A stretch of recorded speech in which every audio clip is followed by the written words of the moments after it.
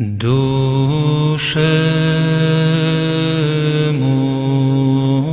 Atas nama Bapa dan Putra dan Roh Kudus, amin. Shalom alaikum bersama Mesiah. Selamat berjumpa kembali saudara dengan saya Romo Archimandrit Romo Daniel Biantoro, Ketua Umum dan Pendiri dari Gereja Ortodoks Indonesia. Kita akan melanjutkan pelajaran kita dari Injil Matius yang lalu kita pelajari sampai dari pasal 5 ayat 18 sampai ayat 19. Kita sekarang akan melanjutkan dari ayat berikutnya. Tapi sebelum kita lanjutkan, jangan lupa untuk subscribe, dan jangan lupa untuk klik loncengnya, dan jangan lupa untuk share. Dan kalau memang saudara merasa diberkati dengan pelajaran-pelajaran ini, dan saudara ingin tahu lebih lanjut tentang iman Rasulnya ini, saya undang saudara untuk datang ke gereja kami, untuk mengikuti ibadah, untuk mengalami sendiri apa itu ajaran ortodoks. Dan saudara bisa melihat dari daftar alamat gereja-gereja yang ada di mana yang dekat dengan saudara, datanglah ke situ. Kalau seandainya belum ada di tempat saudara dan saudara ingin ada gereja ortodoks di sana, saya himbau saudara untuk jadi perintis.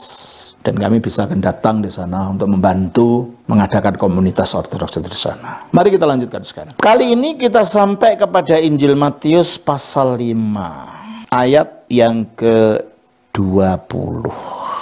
Maka aku berkata kepadamu, mengapa ada kata maka ini? Kesimpulan dari ayat di atasnya yang kita pelajari pada pelajaran kita yang lalu. Bahwa kalau mengajarkan atau meniadakan salah satu yang terkecil dari hukum Taurat, akan dianggap kecil, menduduki tempat yang paling rendah di kerajaan surga. Sedangkan siapa yang melakukan atau mengajarkan perintah hukum Taurat yang digenapi di dalam Yesus, ia akan menempati tempat yang tinggi. Maka apa? Aku berkata kepadamu. Kesimpulan dari itu, aku berkata kepadamu, jika hidup keagamaanmu. Sebenarnya bahasa aslinya dalam Alkitab tidak ada kata agama itu ya. Ini hanya terjemahan konteks Indonesia. Hidup kebenaranmu itu ya. Coba saya baca di sini. Di dalam bahasa aslinya saya bacakan begini. Matius pasal 5 ayatnya yang ke-20. Begini bunyinya. Lego gar imin. Oleh karena itu maka aku berkata kepadamu, oti bahwa ian ni perisepsi, jikalau tidak lebih tinggi imun itikeosini, dikeosini hidup kebenaranmu tidak lebih tinggi pleon daripada ton gramateon ke fariseon, daripada ahli-ahli Taurat dan orang-orang Farisi.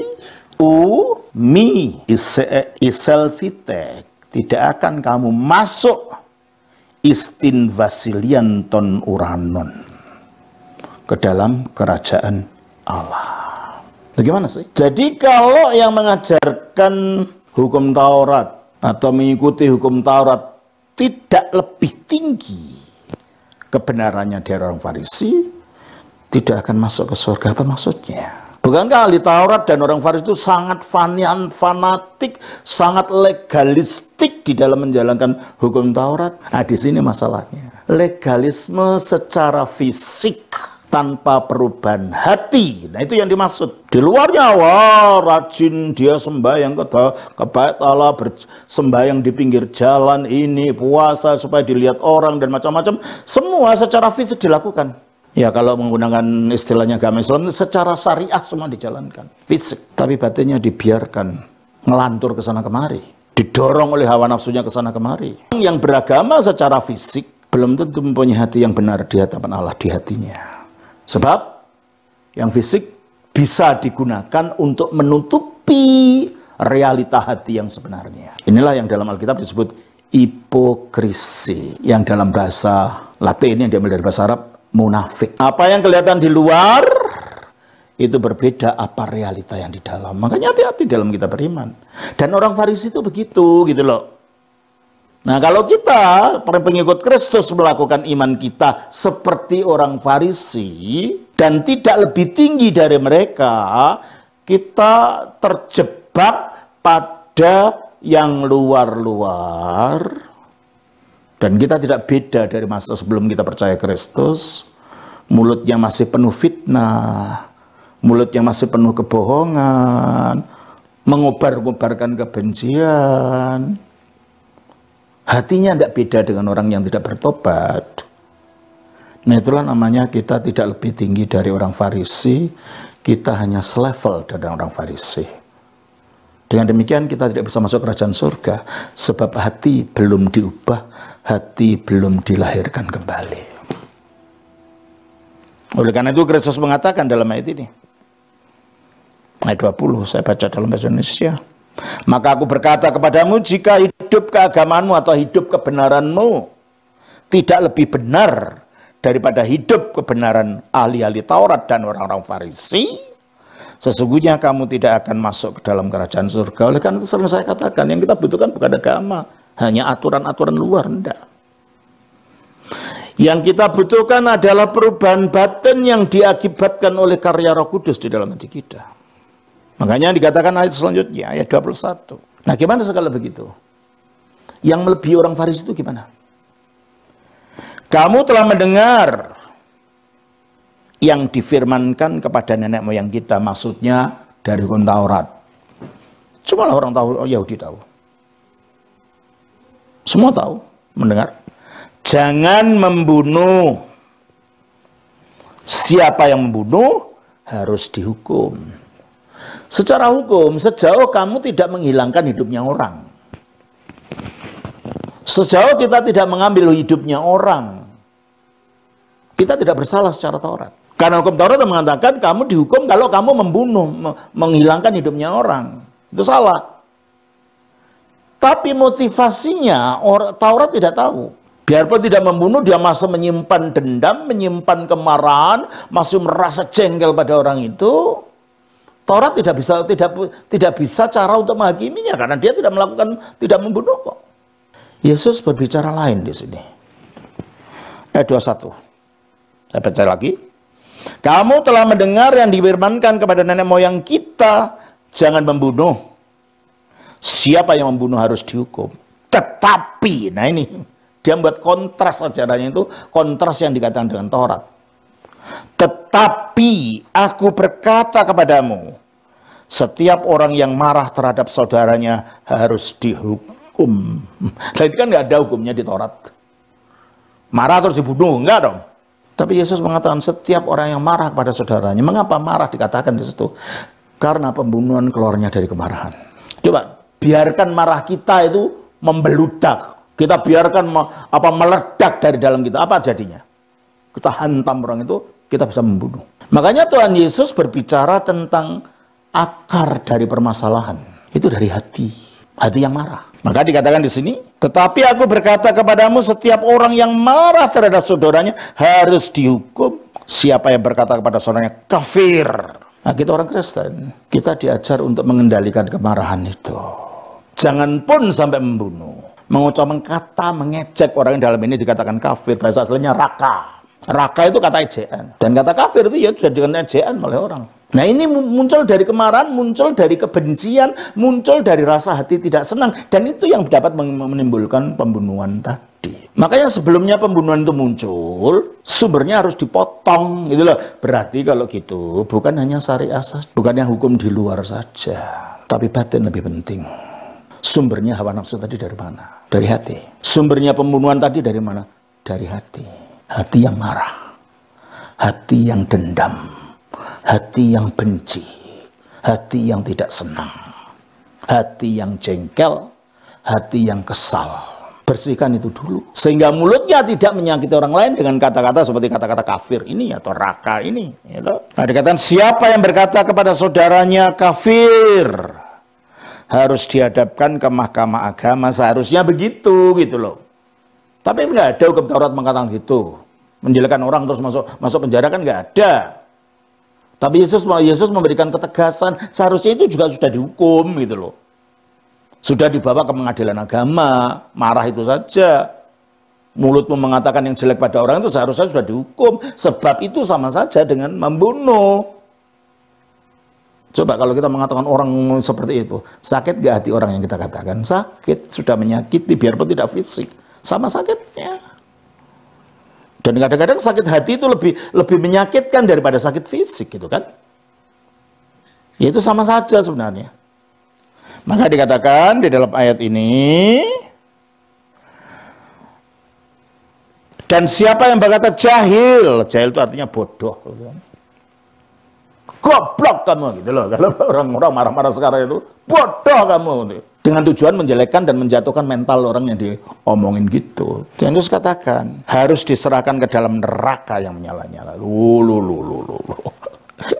Ternyata neraka itu tidak hanya setelah kita melakukan secara fisik. Ketika hati kita pun penuh dengan kebencian, kemarahan, kejengkelan, sampai mengucapkan kata-kata menjelekkan dan menyakitkan orang lain, sebelum itu memuncak pada pembunuhan, itu harus dikalahkan. Makanya kita mengatakan kamu geram, sebab itu sumbernya pembunuhan.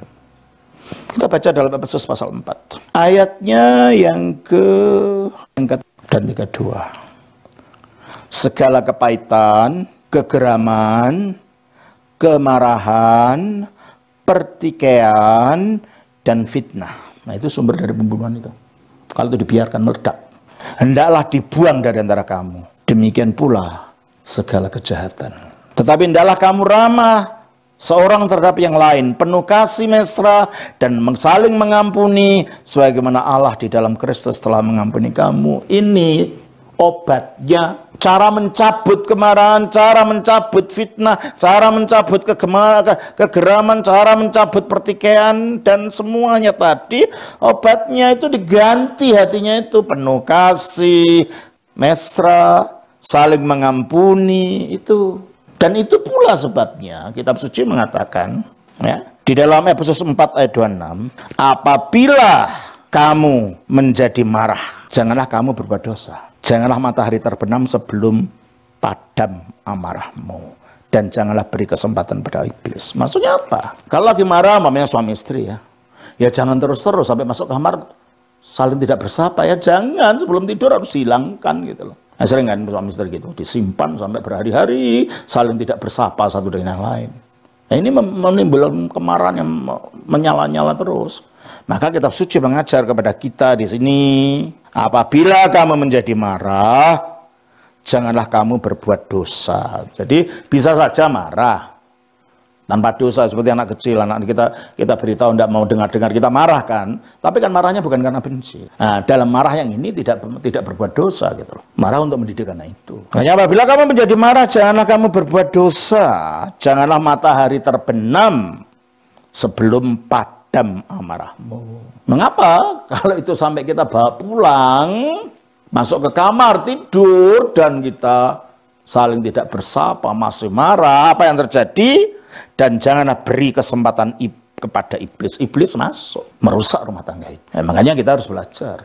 Ya terutama suami istri ya. Karena kalau dibiarkan dalam rumah tangga itu bahaya. Hubungan satu dengan yang lain bahaya. Harus saling mengampuni gitu loh. Makanya, karena itu buanglah dusta dan berkatalah benar seorang pada yang lain. Karena kita adalah sesama anggota tubuh Kristus.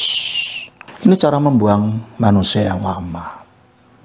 Sehingga akhirnya kita beragama itu bukan saja menimbulkan akhlak baik, tetapi menimbulkan hati yang dikuduskan, hati yang disucikan. Kita menempatkan Roh Kudus untuk bekerja dalam hati ini sehingga tidak menimbulkan nafsu-nafsu yang demikian ini. Kita baca juga dalam Kolose.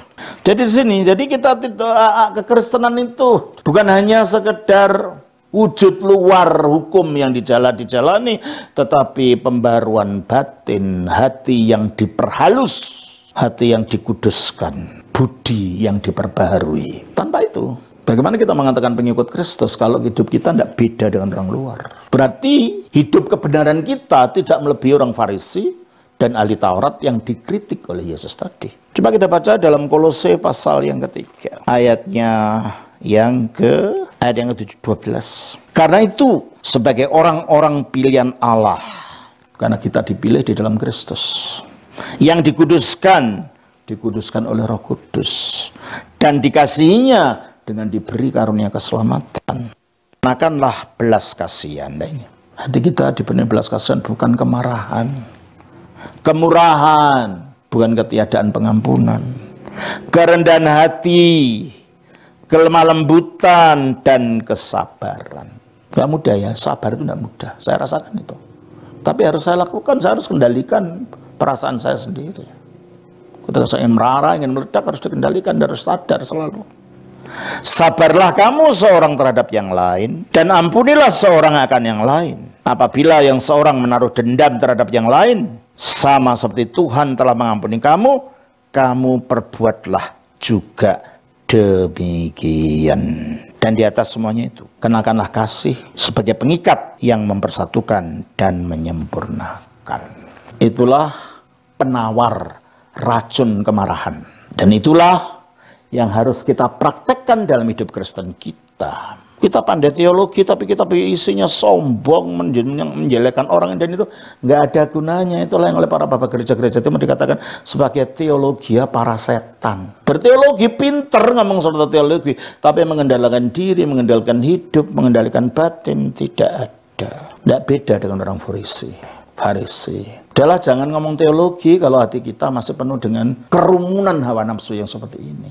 Penuh dengan kemarahan, benahi diri ke dalam. Teologi itu bukan hanya untuk kelihatan pandai, pamer orang, bukan. Teologi itu membenahi diri, membenahi batin, mengelola batin. Dan kembali kepada kata-kata Kristus tadi, Matius 5 ayat 23. Sebab apa? Sebab kalau kita masih mengucapkan kafir pada saudara kita, masih mengucapkan jahil pada saudara kita, masih menyimpan dendam, jika engkau mempersembahkan persembahanmu di atas mezbah, artinya melakukan ibadah, dan engkau teringat akan sesuatu yang ada dalam hati saudaramu terhadap engkau, berarti ibadahmu tidak ada artinya kalau hatimu diisi kedendam, diisi kemarahan terhadap saudaramu. Jangan kelihatan kita di luar salah ya. Saya ingat dulu waktu saya muda, mungkin sering saya ceritakan ini. Pertama sekali saya mulai menghidupi iman Kristen ini. Ada seorang tante, saya kira orangnya itu saleh sekali. Setiap ketemu saya, haleluya. Ketemu orang, haleluya. Wah, kelihatannya kayak orang saleh gitu. Terus saya tanya, tante, om kemana kok nggak ikut ke gereja? Ya lihat aja om, nanti mari kita ajak ke rumahku. Akhirnya saya diajaklah sama ke rumah tante itu. Saudara, akhirnya dia bilang, omnya itu dikenalkan sama saya. Saya sudah agak tua pada waktu zaman saya masih remaja waktu itu. Kok om nggak ke gereja? Saya tanya, tantenya ke belakang. Ya gimana sih om ini mau gereja, tante seperti itu katanya. Saudara, nggak lama kemudian saya dengar di dapur itu, piring jatuh tuh dengar. Itu tantemu itu. Ternyata di dapur itu marah-marah apa, piring-piring dia pecah. Ya gitu itu tantemu tiap hari. Bagaimana aku bisa percaya? Saya renungkan apa yang terjadi pada waktu saya muda itu. Saya renungkan ternyata betul ya. Tingkah laku kita yang kelihatan agamis, yang kelihatan saleh, belum tentu itu keluar dari hati yang benar. Di luar kita merasa dipuji, oh salehnya tante itu, salehnya orang ini. Tapi ternyata di dalam hubungan dengan suaminya tidak bagus, sampai suaminya itu terkendala untuk datang kepada Tuhan. Kita juga gitu. Sementara hati kita menyimpan dendam, sementara hati kita menyimpan rasa geram, sementara hati kita menyimpan rasa tidak senang pada orang, dan kita beribadah, kita berharap ibadah kita memperkenankan Tuhan. Enggak, saudara. Makanya ayat yang ke-24 mengatakan dari Matius 5 ini, tinggalkanlah persembahanmu di depan mezbah itu. Jangan pergi, jangan ibadah dulu, dan pergilah berdamai dahulu. Lah ini dengan saudaramu, ini penting. Sebab ibadah untuk Tuhan itu harus keluar dari hati yang suci, di mana di dalam hati kita masih ada kemarahan, kegeraman, kejengkelan, kesal pada orang, benci pada orang. Bukannya perkenan Tuhan yang kita dapatkan, bisa-bisa murka Tuhan. Oleh karena itu, kalau dalam iman ortodoks, 3 hal ini tetap harus dipegang. Ortodoksia, kita harus tahu akidah iman yang benar. Ortolatria, kita harus tahu bagaimana menyembah yang benar, ibadah yang benar. Dan ortopraksia, kita harus tahu bagaimana praktek pengamalan hidup yang benar. Satu sama lain tidak bisa dipisahkan. Jangan kita kelihatan saleh di luar, tapi hatinya kemarahan dan macam-macam. Makanya Tuhan Yesus mengatakan dalam ayat ini, tinggalkanlah persembahanmu di depan mezbah itu, dan berdamai dahulu dengan saudaramu, lalu kembali untuk mempersembahkan persembahanmu itu.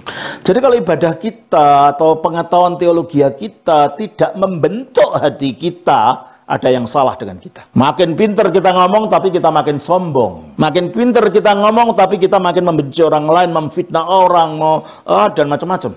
Gosipin orang. Inilah yang disebut teologi para setan. Karena teologi hanya membuat kita hanya makin sombong. Untuk merasa dianggap pandai pada orang. Nah, untuk pamer ini loh aku pinter. Teologi bukan itu. Pemahaman tentang kitab suci yang benar bukan itu. Terus ayat yang ke-25.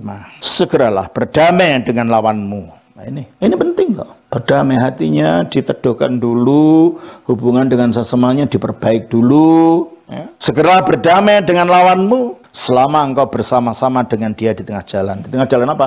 Di tengah jalan kehidupan ini loh. Kita ini sama-sama berjalan, kita ini teman seperjalanan menuju kepada sana. Di tengah-tengah kehidupan, perjalanan kehidupan ini, supaya lawanmu itu jangan menyerahkan kau kepada hakim. Karena seharusnya orang yang menyimpan dendam itu juga dihakimi gitu loh. Jangan sampai nanti kebencian kita kepada lawan kita itu membawa kita terseret pada penghakiman Allah. Dan hakim itu menyerahkan kau kepada pembantunya. Ya, udah kalau dihakimi, diserahkan pada pembantunya. Dan engkau dilemparkan ke dalam penjara. Itu perumpamaan ya. Artinya jangan pendam, rasa tidak senang itu jangan. Rasa dendam itu jangan pendam di hati. Rasa tidak senang, rasa dendam, rasa kesal, rasa benci. Singkirkan itu. Itu akan mendatangkan penghakiman. Kalau bukan penghakiman dunia ini karena tidak ada hukum yang mengatakan kalau kamu dendam, kamu dihukum. Tidak ada itu. Hanya kalau kamu secara fisik membunuh baru ada hukumnya. Tapi diingatkan itu sama di hadapan Allah. Itu kamu juga akan mendapat penghukuman dan penghakiman. Maka sebelum itu, kalau kamu memang orang yang ingin hidup benar di hadapan Allah, dalam perjalanan menuju Allah, jangan simpan semuanya itu. Aku berkata kepadamu, ayat 25, 26, sesungguhnya engkau tidak akan keluar dari sana, dari penjara neraka itu nanti. Sebelum engkau membayar hutangmu sampai lunas. Gimana membayar hutangnya? Minta maaf, minta ampun, mengubah hati kita menjadi hati yang penuh belas kasihan. Bukan hati yang marah. Nah, di sana jadi Yesus itu mengajarkan makna hukum itu bukan hanya secara syariah. Kalau menggunakan istilahnya agama Islam. Atau secara halakah kalau menggunakan istilahnya agama Yahudi. Atau secara legalistik kalau bahasa modernnya. Tapi dia mengajar lebih daripada itu semua. Perubahan hati. Ortodoksia yang memunculkan ortopraksia.